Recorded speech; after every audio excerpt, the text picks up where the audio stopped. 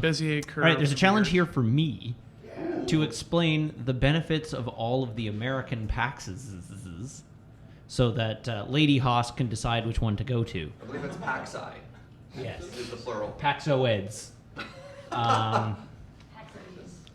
Paxides, that's right. Pucks. So I'm going to do that real quick. I've accepted it because there was a substantial donation offer for doing this. We broke. Oh no, I said 31.5, didn't I? So we've still got $350 to go. I'm still safe. $450 to go. Come on, chat. It's been a long week. All right, so the PAXs.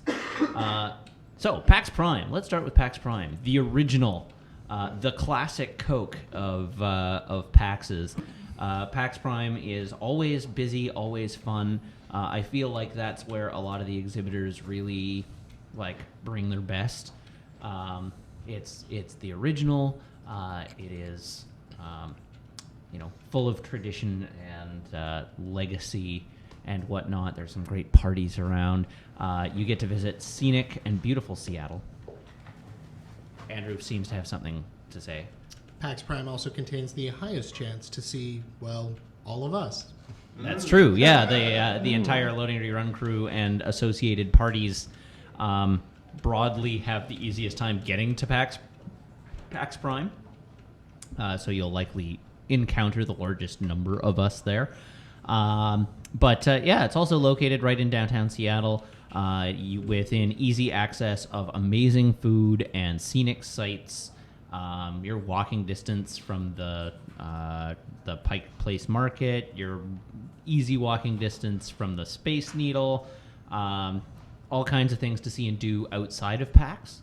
PAX East is actually a bigger convention. The convention hall is larger.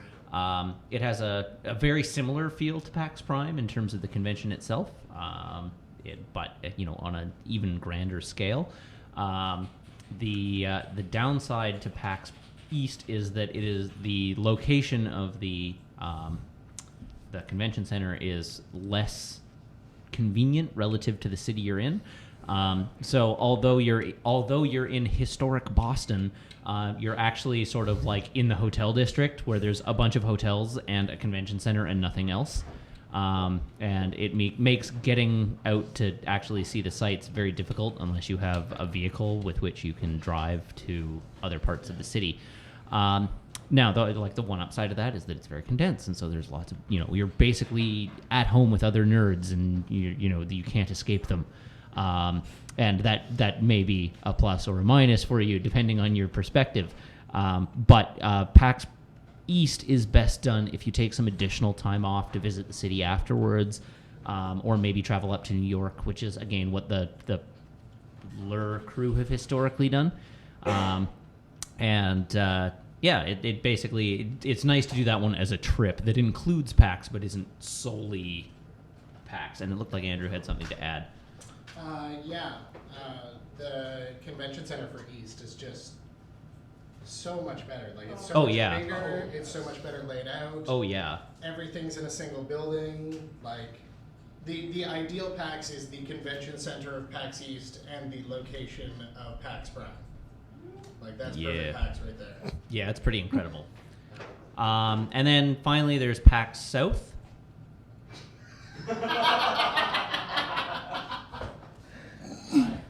I haven't been to PAX South. It's in Austin, I think. Austin.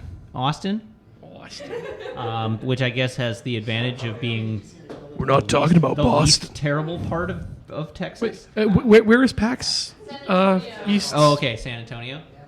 Is PAX East in San Antonio? PAX South.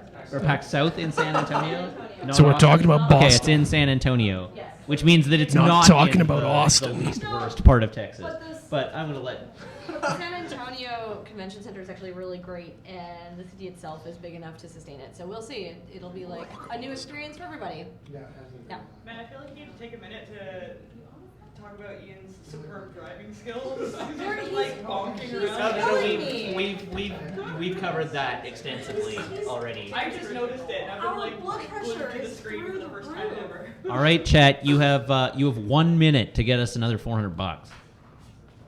I might be safe. I told them I'd honor if there were challenges. I feel like you might be safe because I suspect that we don't have enough challenges to crest that additional $400.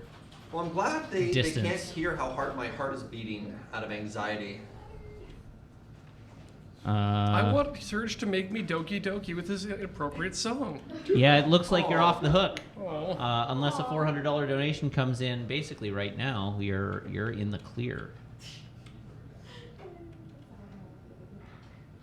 And it is officially 110. Okay. You're safe. And PAX Australia is PAX in Australia is not in the U.S., which is the 3 I was asked to talk about. Well, it could be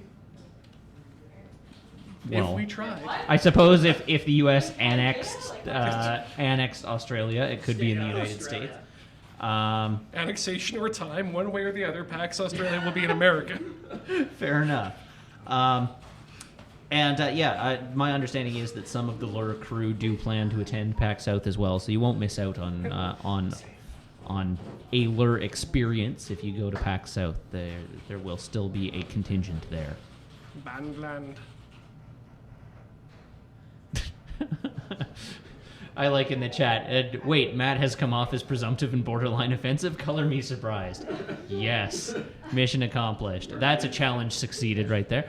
You showed really excellent knowledge, just superb knowledge of the southern states. Absolutely. If they ever do PAX in Europe, they really should do it in Rome, just to have a PAX Romana once again. I like it. Okay, that challenge is done.